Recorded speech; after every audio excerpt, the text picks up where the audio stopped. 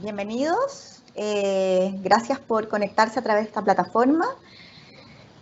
Yo soy la doctora Vinka Basic, trabajo en la hospitalización pediátrica de Clínica Alemana y junto a la doctora Constanza Fuentes, hoy día les vamos a hablar sobre prevención de asfixia en los niños.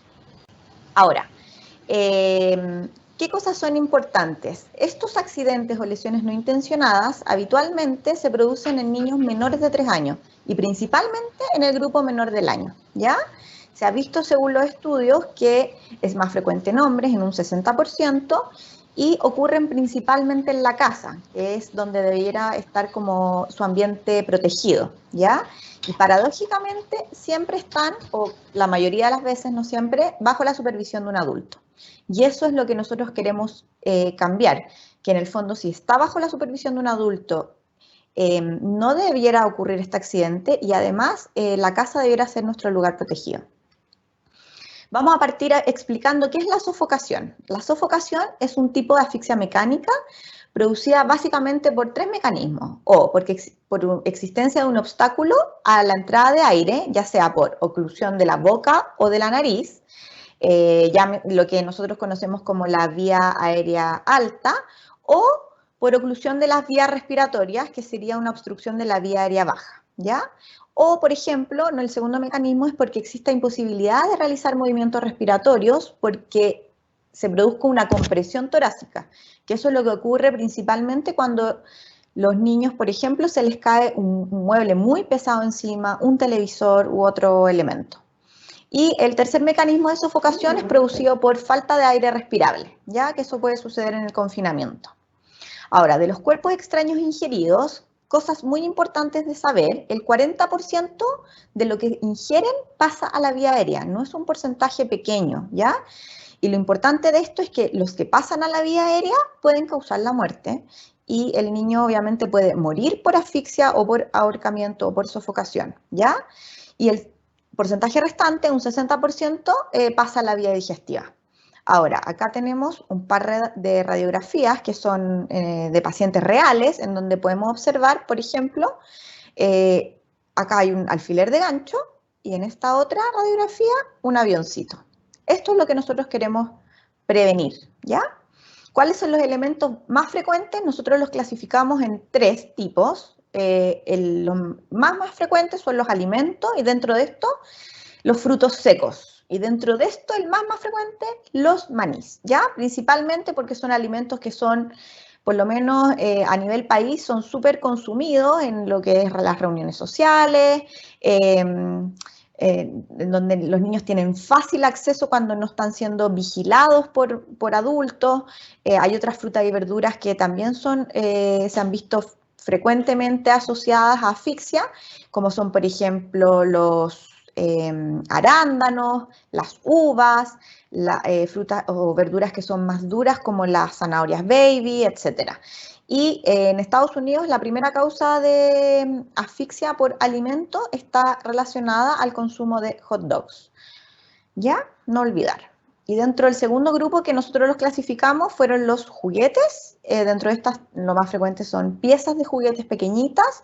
No olvidar que algunos juguetes usan pilas y están estas típicas pilas botón, que son estas pilas redonditas.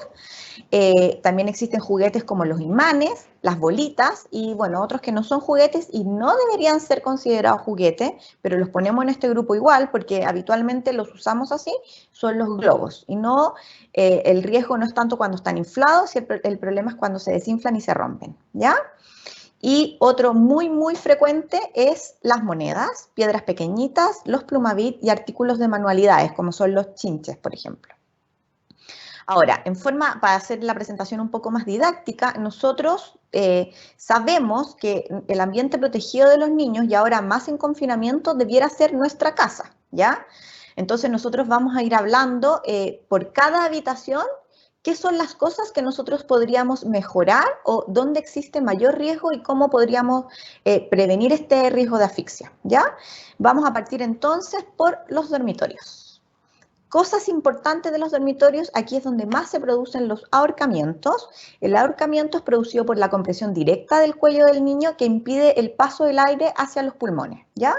Y esto se puede producir principalmente por cuerdas de persianas y cortinas o cables de aparatos electrónicos. Y acá podemos ver en la fotografía las cuerdas de las cortinas y muchas veces lo que nosotros siempre tenemos asociado a nuestro velador son los cables de los celulares. Y no solamente los cables de los celulares son los que tenemos que tener en el fondo en ojo, sino que también, por ejemplo, los alargadores o cualquier cable de algún aparato electrónico, del televisor, del computador, etc. Tan importantes son los cordones de persianas y cortinas que a nivel mundial, ¿qué es lo que sucede? Por ejemplo, en Estados Unidos muere un niño por mes por cordones de persianas y cortinas. Habitualmente, estos niños que mueren son entre 7 meses y 10 años de edad. Esa es como la edad más frecuente, ¿ya? Y la Comisión de Seguridad de Productos para el Consumidor los considera uno de los 5 elementos domésticos más peligrosos. Así que hay que tenerlo en consideración. A nivel de la Unión Europea, hay aproximadamente, no es que se mueran, acuden a un servicio de urgencia aproximadamente 100 niños por año menores de 14 años. ¿Ya? Y bueno, y a nivel país, actualmente no existen estadísticas específicas sobre cordones de persianas y cortinas, pero sabemos que esto es un peligro. ¿Cómo prevenir los accidentes entonces? Importante respecto a los cordones o cordeles de persianas y cortinas. Primero, instalar cortinas que no tengan cordón, ¿ya? Eso sería lo primordial. Pero si no tenemos esa opción, sería no comprar cordones que tengan bucle, que es esta vueltita de las cortinas típicas con las que uno sube y baja, ¿ya? No colocar elementos, porque muchas veces nosotros decimos, bueno, en realidad ya tengo una cortina o una persiana que tiene un cordón, no tiene bucle, pero al lado de la cortina hay una silla o un sillón o está la cama muy pegada. Entonces el riesgo es exactamente el mismo. Aunque yo lo ponga en altura, el niño al subirse a algún sillón puede trepar, tomar el cordón y sufrir el ahorcamiento. Y lo otro es que muchas veces uno pensaría que si tengo un cordón y tiene bucle, como para mejorarlo, uno pensaría que podría cortarlo, ¿ya? Pero no se recomienda cortar los cordones ni siquiera como solución a corto plazo, ¿ya? Ahora, dentro de los dormitorios, como dije, vamos a hacer en el fondo una pasada por todas las habitaciones de la casa. Una población especial son los recién nacidos. ¿Por qué? Nosotros acá tenemos una foto en donde vemos un recién nacido que se ve plácido durmiendo, en una cuna que se ve preciosa, con su móvil colgando, estos velos, estos protectores de cuna, con sus chalcitos, o sea, se ve como que él estuviera perfectamente durmiendo. Pero en la realidad, ¿qué es lo que se aconseja? Principalmente, no usar almohadas en los recién nacidos. Las guaguas no deberían utilizar almohadas. Ojalá no utilizar ni un elemento que esté alrededor del niño en el interior de la cuna. O sea, no usar peluches, no poner cojines. Ojalá no usar mantas, ni chalcitos, ni ropas de camas que sean blanditas. Y tampoco poner estos protectores de cunas que se ponen alrededor de las barandas de la cuna, ¿ya? Porque se ha visto que todos estos elementos, a pesar de que en el fondo parecieran ser muy confortables para los recién nacidos, tienen un posible riesgo en el fondo con lo cual el recién nacido se puede asfixiar, ¿ya? Lo mismo ocurre con el caso de los móviles que tenemos puesto aquí en la foto, que en el fondo los móviles no debieran estar al alcance de los recién nacidos ni de las guaguas, y lo mismo ocurre con los velos, no deberían haber velos sobre la cuna, porque uno nunca sabe cuándo el velo se puede caer encima del recién nacido, y como no tienen mecanismo de protección, y no hablan, no gritan, en el fondo no se pueden proteger, ¿ya? Y en caso de que el recién nacido utilice chupete, no olvidar que ya es muy frecuente que los chupetes uno les amarra una cuerdita o un cordel, que hay que retirar este cordel o cadena del chupete cuando yo voy a acostar al recién nacido, porque han habido casos de asfixia por el cordón del chupete, ¿ya? Esas cosas son importantes. Específicamente, ¿qué cosas tiene que tener la cuna de un recién nacido? Primero que todo, el colchón debe ser firme. No sirve un colchón blandito como que apapache a la guagua, no sirve. Tiene que ser un colchón relativamente duro, firme. No debe haber un espacio mayor de 2 traveses de dedos entre el colchón y la cuna, los barrotes de la cuna, ¿ya? La cuna, al mismo tiempo, cuando son muy pequeñitos, daría lo mismo que estuviera al lado de cuerdas y cable, cuando sean, no sé, menores de un mes, en donde él no puede tomar, pero esa cuna, o sea, esa cuerda o cable puede caer dentro de la cuna. Y de igual forma, en el fondo, asfixiar o ahorcar a este recién nacido. Entonces, no deben haber cerca cuerdas ni cables, ¿ya? El espacio entre los barrotes no debiera ser mayor a 6 centímetros, ¿ya? Y las sábanas que cubren al recién nacido deben quedar, la que cubre, en el fondo, la de abajo, la sábana bajera, debe estar bien firme y ajustada. Ojalá que sean sábanas en donde se utilizan, que tengan elástico, ¿ya? Y la sábana que cubre al recién nacido, máximo debe llegar a la altura de las axilas, no sobrepasar las axilas. Y por lo mismo, ojalá, si es que uno tiene el sistema de comprar o pueda adquirir esta compra de saquitos, es más seguro meterlo en saquitos que están hechos específicamente para dormir y no utilizar sábanas. Pero si llego a utilizar sábanas, abajo con elásticos y firmes y arriba máximo hasta las axilas, ¿ya? Ahora, existe como un ABC de los recién nacidos, que es, en el fondo, ojalá siempre en la cuna, solos, sobre sus espaldas y en su cuna o en su Moisés, ¿ya? Pero no con otra cosa alrededor. Como dijimos recién, no almohadas, ni peluches, ni mantitas, ni móviles que se puedan caer sobre ni velos que estén sobre la cuna, ¿ya? Ese es el ABC. Y esto no es algo que en el fondo se nos haya ocurrido a nosotros, sino que existen múltiples campañas a nivel mundial de muchas fundaciones, de muchos, en el fondo, clínicas y lugares que hablan, perdón, sobre sistemas de seguridad, en donde se promueve, en el fondo, el evitar, disminuir el riesgo de la muerte súbita y disminuir el riesgo de asfixia. Y aquí, como ustedes pueden ver, yo puse 3 ejemplos, pero en realidad existen muchas recomendaciones para prevención de muerte súbita y de asfixia. Aquí podemos ver, por ejemplo, la foto, como el niño tiene que dormir con la cara descubierta, como dijimos, boca arriba o sobre su espalda. No, aquí, en este caso, tienen lo que les decía yo, que es este saquito especial para dormir, o saquito o bolsa para dormir y no las sábanas, que no haya absolutamente nada alrededor del lugar donde duerme. El colchón, dijimos, firme, ojalá más duro. Si es que utiliza sábanas ajustadas, dormir solo en la cuna. Lo mismo el tema del colecho, no hacer colecho, que los niños no hagan colecho entre los padres, sino que un colecho que sea seguro y protegido, que sea una cuna colecho que se instale al lado de la cama. Y esto es más para prevención de muerte súbita, en el fondo que sea un ambiente libre de humo de cigarrillo, ¿ya? Siguiendo por la segunda habitación, vamos a hablar sobre los baños y la cocina. Esto es muy breve, pero cosas muy importantes que no tenemos que olvidar es la asfixia por inmersión, ¿ya? Uno la asfixia por inmersión muchas veces la tiene como incorporada, como que son los niños que se ahogan en las piscinas, pero no solamente el niño tiene riesgo de sufrir una asfixia por inmersión en una piscina, sino que en cualquier elemento que contenga agua. Un bol, un tupperware, un balde, una tina plegable, cualquier cosa que acumule agua. Y dentro de esto, en el baño tenemos el WC, ¿ya? En Chile, la asfixia por inmersión está dentro de las 3 principales causas de muerte por lesiones no intencionadas en el grupo entre los 0 y los 19 años. Y es la primera causa de muerte en el grupo menor de 4 años. O sea, es una causa muy, muy importante de muerte en los niños, ¿ya? Y hay que tenerlo en consideración y hay que pensar que cualquier elemento que contenga al menos 2 o 3 centímetros de agua sirve para producir esta asfixia. ¿Y por qué? Porque el niño basta con que meta la nariz y la boca y ya no la pueda sacar para que se pueda asfixiar, ¿ya? Para esto es importante entonces tener en cuenta que existen kits de seguridad que venden en muchas partes, en donde existen estos elementos como para bloquear la tapa del WC, así como otros elementos que vamos a ir mencionando a medida que pasa la presentación.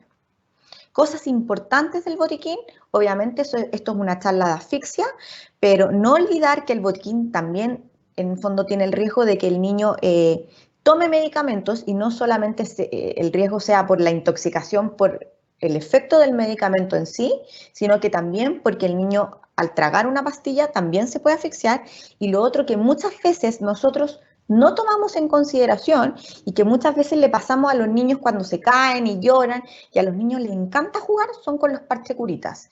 Y hemos visto muchas consultas en el servicio de urgencia de que se atoran en el fondo o tienen esta asfixia o esta obstrucción de la vía aérea por los papelitos, que aquí en el fondo yo les puse un parche curita. Estos papelitos siempre vienen dos, uno por cada lado. Los niños los toman el papel, lo sacan y se lo meten a la boca. Y con eso, en el fondo, se produce este como atragantamiento e incluso asfixia, ¿ya? Y pueden llevar a la muerte del niño. No olvidar, no pasar parches de curitas para jugar. Y hay otros accesorios que nosotros en realidad los tenemos así como, que no los tenemos, yo puse esta foto específicamente porque no los tenemos incorporados como que sean objetos como peligrosos, pero en realidad lo son por ejemplo estos pinches o tiburoncitos chiquititos que son los que utilizan las niñas para hacerse peinados, o las tapas de las pastas de dientes, ¿ya? Estos que los pusimos específicamente para que no los olviden. Y respecto a la sofocación, porque dijimos, hablamos que hablamos del ahorcamiento respecto a los cordinas y cordeles y de cortinas y persianas, hablamos de las asfixias por inmersión que pueden ocurrir en los WC, y ahora vamos a hablar de la sofocación, que se produce principalmente cuando el niño se ahoga porque la bolsa de plástico tapa y bloquea la nariz y la boca, impidiendo que respire, ¿ya? Y hemos visto muertes por bolsas de tintorería, que en el fondo uno puede llegar de la tintorería, dejar los vestidos, la chaqueta, los pantalones en el comedor, en el living o en la cocina, y no en el lugar que corresponde. El niño va, la toma, como son bolsas que son muy delgaditas, las más delgaditas, que no son tan gruesas, en el fondo valga la redundancia, son las que más producen la sofocación, porque más tienen mayor capacidad de pegarse a la nariz y a la boca, ¿ya? Y se han visto muertes con bolsas de tintorería, bolsas de compra común y corrientes cuando uno va al supermercado, las mismas bolsas de cuando uno en el fondo les regala un juguete y va a un cumpleaños, por ejemplo, y hay muchas bolsas, hay muchos regalos y hay muchas bolsas de juguetes tirados en el suelo. Bueno, esas mismas bolsas también pueden tener un riesgo asociado. Y lo otro que también uno no tiene que olvidar, la bolsa de los pañales, ¿ya? Que son cosas, pusimos fotos específicamente de cosas que uno no considera como peligrosas, pero hay que tener en mente, ¿ya? Y en este caso, el riesgo de sofocación, así como el riesgo de ahorcamiento y el riesgo de asfixia por obstrucción, era mayor en los menores de 3 años, en este caso específico son menores de 1 año, ¿ya? ¿Cómo prevenir entonces un accidente con una bolsa de plástico? Cosas súper básicas: guardar la bolsa de plástico o en alto, cosa que el niño no la alcance, o bajo llave.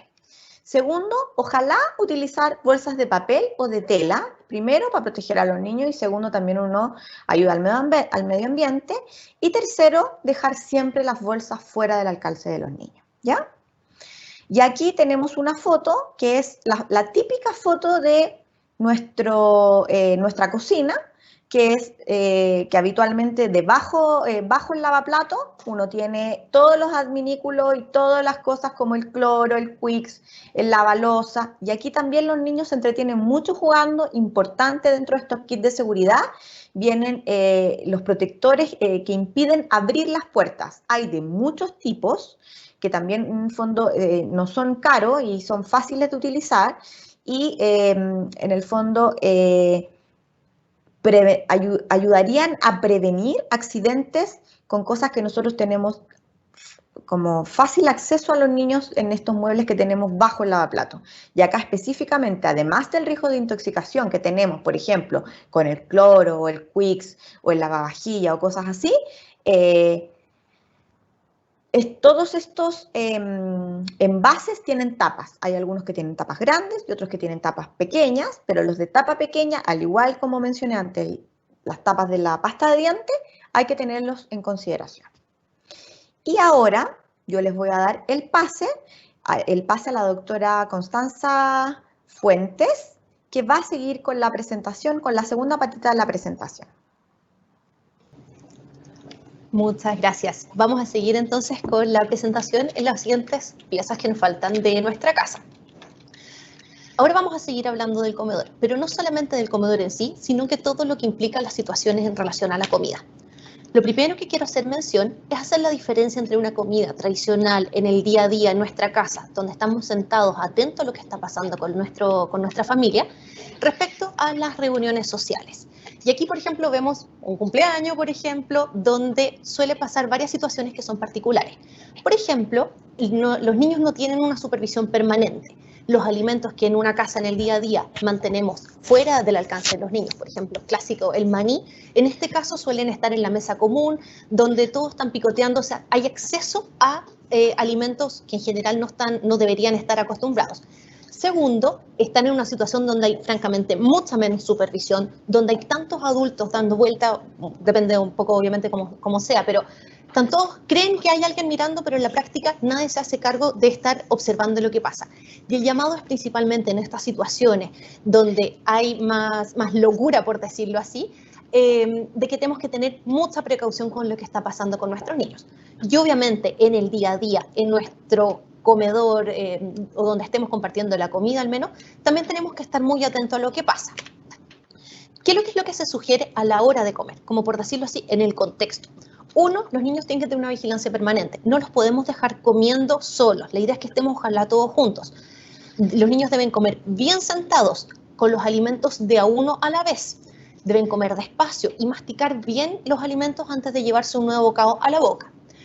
Deben tener ojalá la boca vacía cuando rían, griten, lloren o lo que esté pasando. Con esto no tengan tanto riesgo de aspirar estos alimentos y que se produzca una asfixia. Y por supuesto los niños no deben estar corriendo, ni jugando, ni saltando a la hora de comida.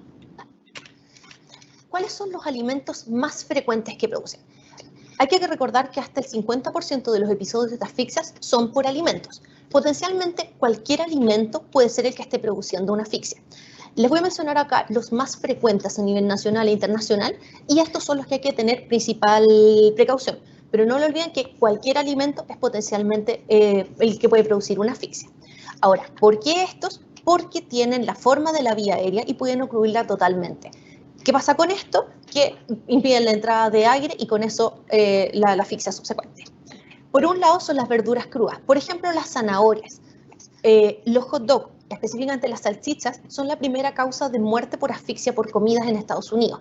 Y esto es porque la salchicha tiene la forma de la vía aérea, o sea, cilíndrica y que puede ocluir completamente. Los frutos secos es ultra conocido. Se dice que los niños no deberían comer maní o frutos secos hasta que puedan deletrear o escribir la palabra maní. O sea, estamos hablando que aproximadamente esto debería ser después de los 5 o 6 años. Antes de eso, los frutos secos deberían estar prohibidos, que estén al alcance de cualquiera de nuestros niños. Los pedazos de carne o de queso producen asfixia tanto en adultos como en niños. O sea, hay que tener mucha precaución, ojalá que los coman en pedazos pequeños y siempre supervisados. Las palomitas de maíz en relación, por ejemplo, a las semillas que no revientan. Las frutas, sobre todo si estas vienen de formas enteras o tienen cuesco y los niños no saben además que los tienen y no saben escupirlos. Los caramelos, sobre todo cuando estos son duros, y los chicles. Ahora, como les repito, esto puede ser con cualquier alimento y no solamente con estos descritos. O sea, sabemos que los alimentos son potencialmente dañinos, pero va a depender de su forma, consistencia y tamaño. O sea, no es que los niños no puedan comer uvas, por ejemplo, sino que sí, está muy bien que coman uvas, pero hay que presentárselas de una forma que no sea un riesgo. Aquí, por ejemplo, vemos una uva y distintas formas de cortarla. Si lo cortamos transversal, seguimos teniendo el mismo problema, que es cilíndrica y puede ocluir la vía aérea. Lo mismo si lo cortamos una vez a lo largo. El llamado, la invitación es a cortarla, por ejemplo, al menos en 4. Y con esto bajamos un poco el riesgo, son más seguros, incluso en 8. Como les digo, favorezcamos siempre la alimentación segura. Pero por supuesto, la idea es que reciban de todo tipo de alimentos. Lo mismo en las salchichas, la idea es que sean cortadas a lo largo y no que estén disponibles como la forma tubular.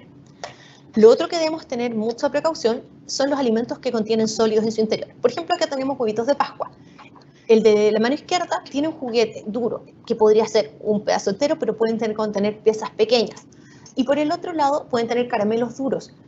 que un niño chico además no se espera que tenga dentro. O sea, lo muerde y puede ingerir y luego aspirar este caramelo duro que está en el centro. Nuevamente el llamado es mantenerlo fuera del alcance de los niños, pero obviamente va a depender de las capacidades de cada niño, del desarrollo que tenga y la edad como un margen de referencia. Ahora les quiero hablar del inicio de la alimentación complementaria. Tradicionalmente a los niños, desde que parten su alimentación, les damos papilla, pero cada vez más hemos visto que y hay más familias que están usando lo que se llama el Baby Led Weaning, o BLW por sus siglas en inglés, que basa en presentar los alimentos separados. O sea, aquí por ejemplo vemos que la papilla es una, acá son los alimentos de forma individual, y basa un poco en la autorregulación de cada uno de los niños al momento de alimentarse. Al inicio de la alimentación, sobre todo en las primeras comidas, es normal que se presenten arcadas, y esto va a ser tanto en la alimentación tradicional como en el BLW, un sistema mixto que se pueda usar. Lo que no es normal es la asfixia. Ahora, el BLW, cuando está bien realizado, ¿qué quiere decir esto? Que los papás o los cuidadores que practiquen el BLW están formados en esto, se han hecho cursos, tengan una supervisión profesional, o sea, alguien que los guíe un poco, tengan cursos de reanimación, etcétera. En ese caso, se ha visto que no hay diferencias en cuanto a los episodios de asfixia en BLW, en alimentación mixta o en alimentación tradicional. Otro llamado importante es a tener ojo con estas otras cosas. Cualquiera que ve la foto dice, oh, qué rico, un dulce, un caramelo. Pero hay que tener ojo porque hay muchos elementos en nuestra casa, en el día a día, que pueden simular alimentos. En este caso, estas son cápsulas de detergente y que perfectamente, tanto niños como adultos, los pueden confundir con golosinas. Si uno ya quiere usar formas o elementos que puedan confundirse con golosinas, el llamado nuevamente es a tenerlos en alto, bajo llave, y que los niños no los tengan a su alcance. Obviamente, además de ir enseñándolos y educándolos acorde un poco a la edad. Otro elemento que vemos muy frecuentemente son estas bolsitas de sílica gel, que sale escrito no comer, elimínelos, etc. Pero el riesgo que tienen es cuando uno se puede ingerir el paquete entero y producir asfixia. Muchos creíamos que estos eran tóxicos. Debo aclarar que no son tóxicos, no son venenosos, sobre todo estos que son transparentes, y han sido sometidos a distintos procesos químicos para que no se absorban en el organismo. Pero sí representan el riesgo de asfixia si estos son ingeridos esta bolsita completamente. ¿Cuáles son las recomendaciones? 1, eliminarlos. Segundo, si ya tengo un paquete, tengo que buscar más, porque lo más frecuente es que vengan 2 o 3 por cada envoltorio o cada paquete que uno lo encuentre. Y que al eliminarlos, los rompa, porque así no generan el riesgo de asfixia, ocluyendo la vía aérea si es que alguien los ingiere. Y incluso más importante que eso, son estos discos, que también son absorbentes de humedad, tienen el tamaño como de la uña de un pulgar aproximadamente, y son una nueva forma de absorber humedad. Vienen frecuentemente en suplementos alimenticios, etcétera, y si alguien no conoce qué es lo que está recibiendo, perfectamente puede comerse esto o ingerirlo, que son de un plástico duro, tienen forma cilíndrica, por ende tienen más riesgo que otras cosas para al momento de ser ingerido y el riesgo de asfixia. Y obviamente esto es mucho más grave, como les digo, por la forma que tiene y por el acceso que tiene. Cambiando totalmente de área, vamos a hablar ahora de la sala de estar y principalmente de los juguetes que tienen acceso a los niños. También son una causa muy importante de asfixia y hay que recordar que son tanto los juguetes en sí como el contenido de los juguetes, por ejemplo, un peluche que va a tener ojos, relleno, etcétera, tanto como los envases, como lo dijo la doctora Basit hace un ratito atrás. La potencialidad de producir asfixia en un juguete va a depender tanto de las características del juguete como quién esté usando el juguete. O sea, la edad del niño, el desarrollo que él tenga y la capacidad o las habilidades que tenga de entender cómo se usa un juguete. O sea, por ejemplo, saber que los Legos son para armar y no para llevárselos a la boca. Y lo otro que tenemos que tener mucho cuidado son con otros elementos que puedan parecer juguetes y que no lo son. Por ejemplo, los botones son súper atractivos. Tienen colores distintos, formas distintas. Algunos tienen monitos, tienen tamaño, etc. Pero también son potencialmente un riesgo. Debemos enseñarle a los niños que estos no son juguetes y principalmente es nuestra responsabilidad mantenerlos bajo llave y en alto. También tenemos acá la foto, por ejemplo, de unos chinches, que además de ser muy entretenidos y coloridos, tienen el riesgo de que son un material cortopunzante, o sea, tienen esto que pincha y que puede generar un daño agregado. Y lo que estábamos hablando, que no solamente el juguete es el riesgoso, sino que también en el envase. Que si es una caja puede ser súper entretenido, pero hay que tener ojo cuando estos son bolsas plásticas o algo que puedan ingerir los niños. Existe una normativa que es internacional. En Chile nos basamos en las normas europeas, que es esta, y americana. Esto quiere decir conformidad europea. Y esta sigla de acá es de la Comisión de Seguridad de los Productos para el Consumidor de Estados Unidos. Debe tener entonces el distintivo europeo o americano que avale la seguridad del juguete. En nuestro país, el etiquetado debe estar en español, independiente si el juguete es importado o no. Debe tener un signo de la edad en la que está prohibida el juguete, si es que este lo incluye. En mayúscula debe estar entonces la edad y la información al uso que sea relevante para este juguete. Entonces, ¿cómo elegir un juguete correcto? Como estábamos hablando, va a depender del juguete en sí y de quién juegue con el juguete, valga la redundancia. El juguete en sí, entonces, ya sabemos, tiene una edad para la que es sugerida. Debe tener el tamaño adecuado. ¿Qué quiere decir esto? Que si es que se lo lleva a la boca, ojalá no entre. A forma práctica, un juguete para un niño menor de 3 años no debe caber en la parte de adentro de un tubo de papel higiénico o ser mayor que una pelota de golf. Esa es como una regla fácil de aplicar y que uno sepa al momento de comprar algún juguete. Evitar los juguetes que tengan piezas desmontables. Y dentro de lo desmontable me incluyo cualquier cosa que tenga accesorios. Por ejemplo, las ruedas de los autitos. Por ejemplo, los zapatos de las muñecas, las coronas de las muñecas, los ojos de los peluches, el relleno de los peluches. O sea, hay que fijarse mucho que uno puede decir, ok, el juguete es algo grande, pero tiene piezas que potencialmente pueden ser muy peligrosas con el paso del tiempo. Y lo otro que recordemos que los niños van a encontrar alguna forma de jugar con el juguete que no es lo que uno espera. Es muy importante que si es que el juguete que estamos evaluando tiene pilas, este debe tener un cierre con tornillo.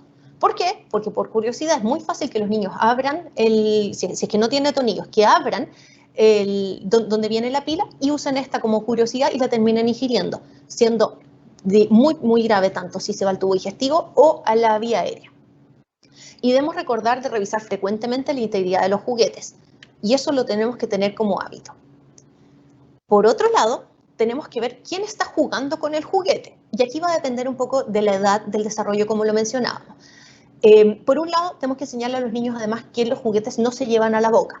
Y eso es algo que hay que estar repitiéndolo, y más que enojarse con ellos, hay que seguir enseñándoles, educándolos, y que con el tiempo vayan entendiendo esto.